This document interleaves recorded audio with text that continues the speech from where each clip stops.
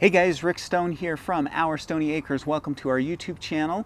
Today we are going to be talking about the 10 veggies that I think you should be always growing in your vegetable garden. Before we get started though, a couple of things. First off, welcome to the channel. Make sure you subscribe and click that notification bell so you get notice every time I do new videos, which is about once a week.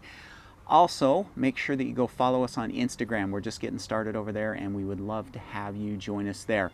One other thing, if you are watching this video the week that I filmed it, which is the week of May 15th through the 21st, we're actually doing a 5-day Get Your Garden Started challenge. And this is going to be a fun challenge. I don't want to say a lot about it here, but you can go click in the link down in the description and go join us in this challenge. It's going to be a lot of fun. So check that out. Okay, so let's get on to the video.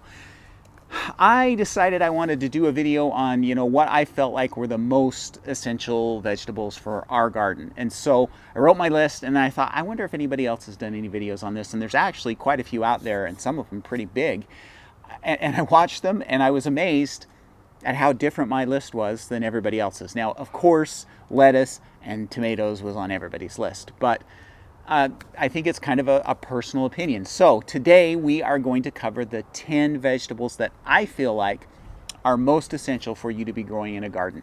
You guys let me know in the comments down below if you agree or disagree and if there's ones that you would rather add to the list. So leave some comments down below. Okay, so here we go.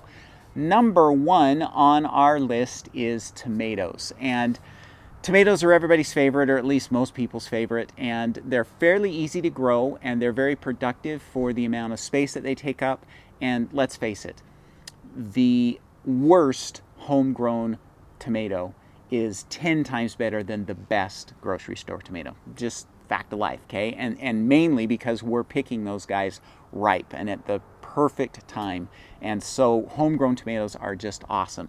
They're so versatile. You can use them in sauces, you can use them in soups, you can dry, you can freeze, just all kinds of things. So just a very versatile plant that I think everybody ought to be growing in your garden. And they're not all that hard to grow. They're also super nutritious, cooked or raw. They have lots of great nutrients in them, and so just a great vegetable. And okay, I know tomatoes are a fruit, but we classify them as vegetables for this kind of a discussion. So tomatoes are number 1 on our list. Second on our list is potatoes. Now, we grow a lot of potatoes because they give me a little bit of a sense of self-sufficiency, I guess. They last for so long. They are one of the most calorie-dense vegetables that you can grow. And so they're just a great addition to anybody's garden. If you're really serious about being self-sufficient in your gardening, then you probably need to dedicate about 1/3 of your garden space to some type of potato, because they're just so easy to store and so packed with nutrients and calories that they're a great food for you to grow. Now, potatoes sometimes have a little bit of especially white potatoes, have a little bit of a bad vibe going here with all the anti-carb stuff that happens nowadays, but actually those carbs are tied up in a ton of fiber and nutrients, and so they are just really, really good for you. They're also fairly easy to grow. They require a little bit of work and quite a bit of space to get a good harvest, but they are a great vegetable for you to be growing in your garden. Number 3 on our list is green beans, and I love green beans. They are a great crop to grow. Green beans have a couple of different options for you to grow. You can grow them as a bush bean, or you can grow them as a pole bean. So bush beans are kind of dwarf versions. They maybe get 2 to 3 feet tall. They don't produce as much, but they grow way quicker. So you're harvesting in 55 to 65 days with most bush beans. The pole beans actually take a little bit longer, so you're looking at more like 75 to 90 days, but you're going to get a lot more harvest out of the same amount of ground space with pole beans, because they're going to climb and then spend a lot of time growing and producing a lot of fruits. So good choice, very nutritious. Green beans, great choice for your garden, and I think something that you should be growing every year. Number 4 on our list is going to be one of those controversial vegetables, okay? So it's beets, or in some countries we call them beetroots.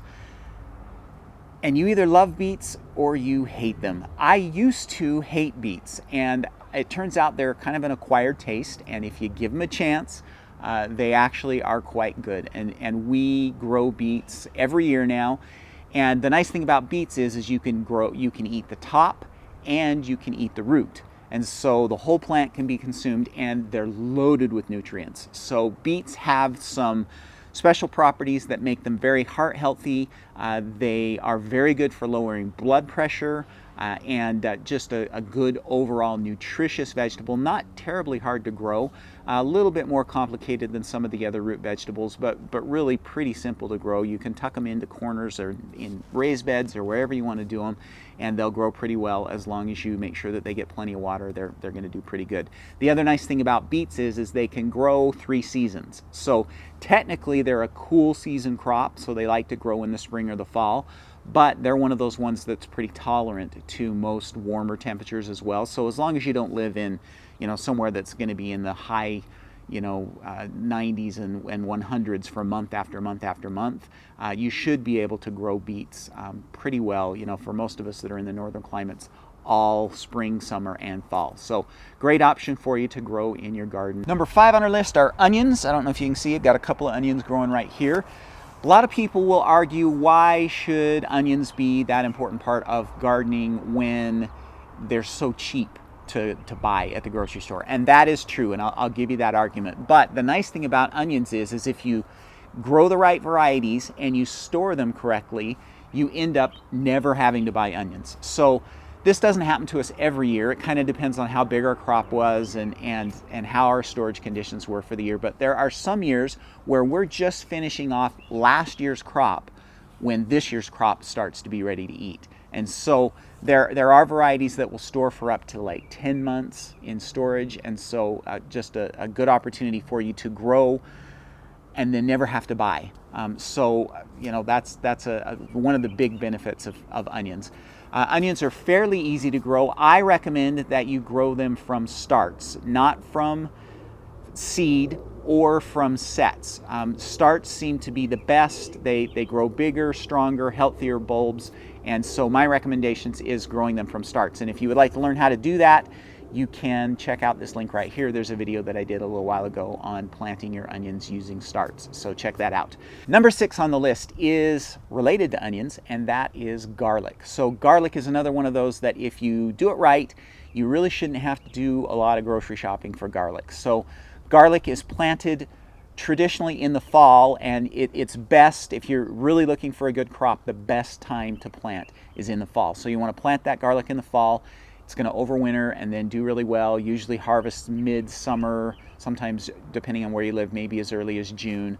But if you store it correctly, you ought to be able to get 6 to maybe 8 months worth of storage. And so that's another one of those crops where you can really supply a lot of your needs. You may not be able to get 12 months worth out of your garden, but you're going to get a good long time. If you grow a hardneck variety, you also have the added benefit of scapes, which are the flower stalk, and you can cut those off and harvest those. Use those in your cooking as well. Again, garlic is like onions, has a lot of anti-cancer properties, and then it is just so versatile. I mean, we're using garlic every day in our cooking, and so it's great to have in your garden, just a great crop and opportunity for you to really integrate something that you're growing in your garden in your everyday cooking.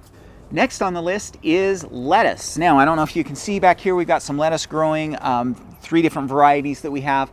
Lettuce is on the list because everybody ought to be able to grow it. Really, it's one of those that's fairly easy to grow, doesn't require a lot of work. As long as you keep it watered, it's going to do really, really well. It is a cool season crop, so you're going to be growing it mostly in the spring and in the fall. Doesn't do well in the heat of the summer unless you want to try the Summer Crisp varieties. And I'll leave a link down below to a post that I wrote on the website about Summer Crisp varieties. They actually do pretty well in the summer heat in the northern climates. So again, they'll hold up to temperatures in the 80s and the 90s without getting bitter, without getting tip burn. So something you can try if you live in those cooler areas. If you live in Phoenix, Arizona, you're not going to be able to grow even Summer Crisp lettuces because it's so dang hot. But lettuces are very versatile. They're actually pretty full of nutrients per calorie. So there's a lot of fiber and then a lot of other nutrients, especially if you get darker colored leaves, which this is a bad example. This is one of our pale leaf varieties that we like, but the darker color varieties are full of phytonutrients and things like that. So there is some nutritional value to them. And then besides that, they're so versatile. I mean, what dish or sandwich or burger or whatever it is isn't improved by some lettuce, right? So lettuce is one of those ones that you really ought to be growing every year in your garden. Next on the list is spinach. So spinach is one of those crops that we really love to eat. Super nutritious, very, very good for you. Lots and lots of good healthy properties to it. Heart healthy, does a lot of good things for you. You do have to be a little bit careful if you have like kidney stone issues or something like that. They are pretty high in oxalates, and so you may want to dodge a lot of spinach if you have those kind of issues. Spinach, though, is pretty easy to grow in the garden, and if you live in a fairly moderate climate, you ought to be able to grow it for a long time. So it doesn't do well in the summer heat, but we plant in the fall, so we'll plant it like mid-August, and we overwinter it in a cold frame. We're able to harvest from about October all the way up until April from that planting, and then if we plant again in the spring, we'll be able to harvest all the way through June. And so spinach is one of those crops that if you plant it out and you don't live in North Pole, Alaska, you ought to be able to grow spinach for a good part of the year if you use some protection like a cold frame or something like that. And again, very healthy, very good for you, pretty easy to grow, so spinach ought to be on your list. Next on the list is kale. Now, kale is one of those really controversial vegetables. You either love it or you hate it. And I honestly didn't used to like it all that much. You can go back and watch videos from even a few years ago, and I would kind of gripe about kale a little bit. But we have really tried to incorporate it into our diet and into our garden, and it turns out that you kind of get used to it. And I actually quite enjoy it now, especially I like it cooked. And so it's a great, super nutritious food. It's very, very nutritious for you. It has all the other nutritional compounds that all of the dark leafy greens have, with the added benefit that it's pretty low in oxalates, and so it's really good for you. It's super great, and it's super easy to grow. And if you live in like zones 4, 5, 6, 7, 8, you can grow it year round.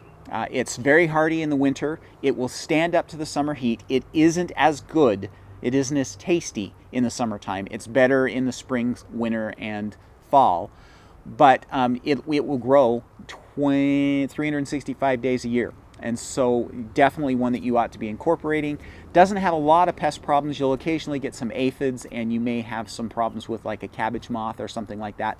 Those are usually pretty easily dealt with. And so it's a great crop, very versatile, very easy to grow, can grow about anywhere in your garden. So kale is a great addition to anybody's garden. And last but not least on our list of must-have vegetables for your vegetable garden is zucchini. So a couple of zucchini plants can literally feed a neighborhood, right? Zucchini is a very productive plant, especially for the space that it takes up. And it does take up quite a bit of space, but it really, really, really produces. So one plant can give you 25 to maybe even 50 pounds of zucchini every year. And so great option, pretty easy to grow.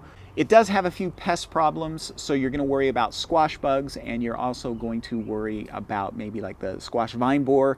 But beyond that, fairly easy to care for, and like I say, they do take up a pretty good amount of space.